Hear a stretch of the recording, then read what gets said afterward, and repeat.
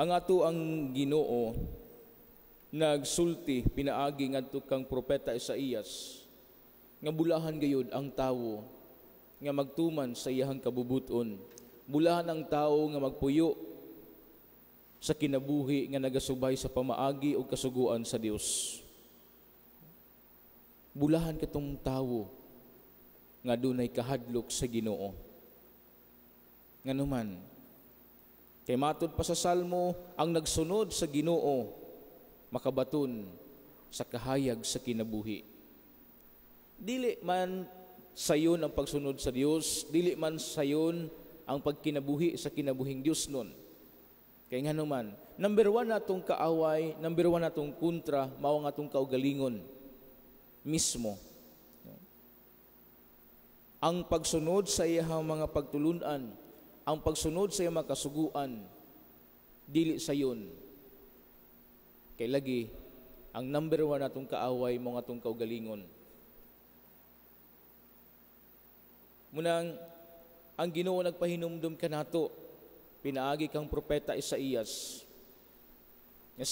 Sagdailang, kung lisod ang pagpuyo sa kinabuhing Dios nun, sagdailang ang pagtuman sa iyang kabubuton, kung kita gilisdan, kaysa katapusan, kita makatagamtam sa ganti, nga itagana sa Dios alang kanato. Sa katapusan, kita mahamugaway. Alaot unya katong mga tawo nga nagmagahi silang mga ulo. Alaot katong mga tawo nga kanunay nagpatuyang silang kinabuhi ning kalibutana ug wala na mati sa pulong o mensahe sa Ginoo. Kaya ang ebanghelyo sab karon nagsulti man ngang Dios muhukom gayud kanato nga makiangayon. He is a just God. Kung unsa atong buhaton ning kalibutana, maayo man o dautan, gamiton ka na sa Ginoo nga taksanan, gamiton ka na sa Ginoo alang sa paghukom kanato. Sa may gingon sa ebanghelyo, sama sila sa mga bata nga nagyampungad sa merkado o sa kapundok misinggit, ngadto sa laing pundok mitugtog kami huni sa kasal, alang kaninyo apan wala kamo musayaw. Miawit kamig alawiton sa paglubong apan wala kamo manghilak. Nga sa ato pa, ang Dios nagtudlo og mga pagtulunan aron sa paggiya kanato.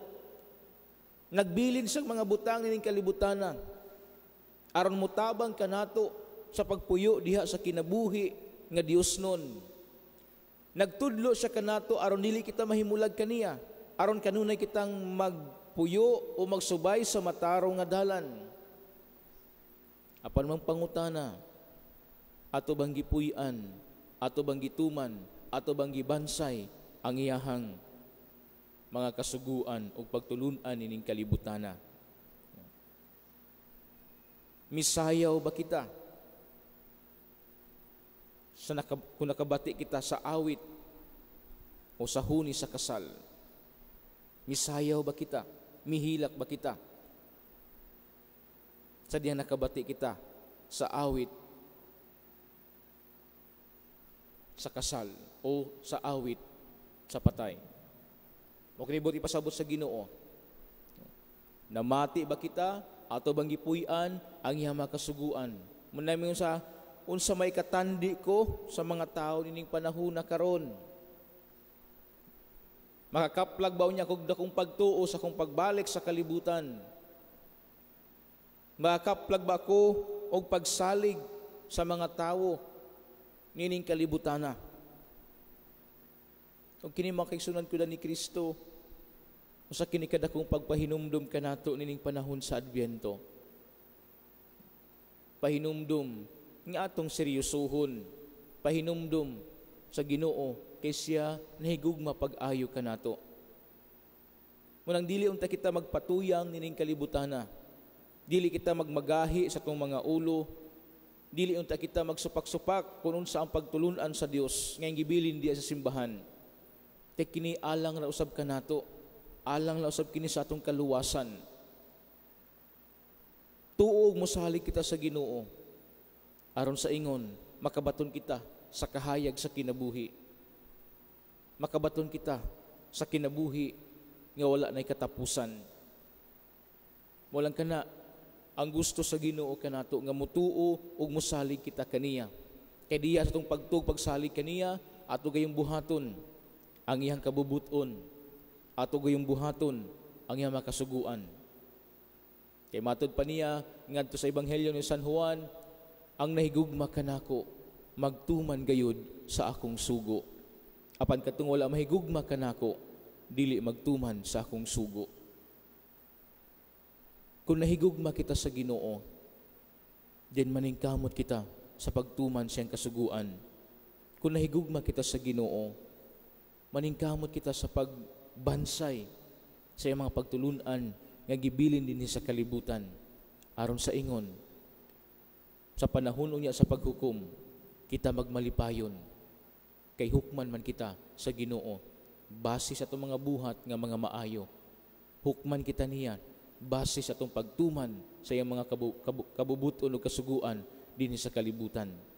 Ug sa katapusan makatagamtam kita sa kinabuhi nga madagayaon, kinabuhi nga puno sa himaya, kinabuhi nga walay problema, walay kasakit ug walay kalisod. Kay uban naman kita ngadto kaniya, naa naman kita sa gingharian sa langit. Busa atong pangayoon ang panabang ni Santa Lucia nga kundiin mipabanaw sa iyahang dugo aron sa pagbarog sa kamatuuran, aron ang simbahan ning kalibutana musanay ug mamunga. Si Santa Lucia nagpakita kanato og panig-ingnan nga siya mismo sa iyang pagkabata iyang gibarugan ang iyahang gituuhan, iyahang gipuy-an ang kasuguan ug pagtulun-an sa Dios ning kalibutana. Iyang gipakita ang iyang dakong pagtuo ug pagsalig sa Ginoo. Wala siya mahadlok sa pagpakig-atubang sa kamatayon diha sa pagkamartir. Kay nasayod siya nga sa katapusan ang iyang kinabuhi makabaton gayud og kahayag nga walay pagkapalong didto sa gingharian sa langit.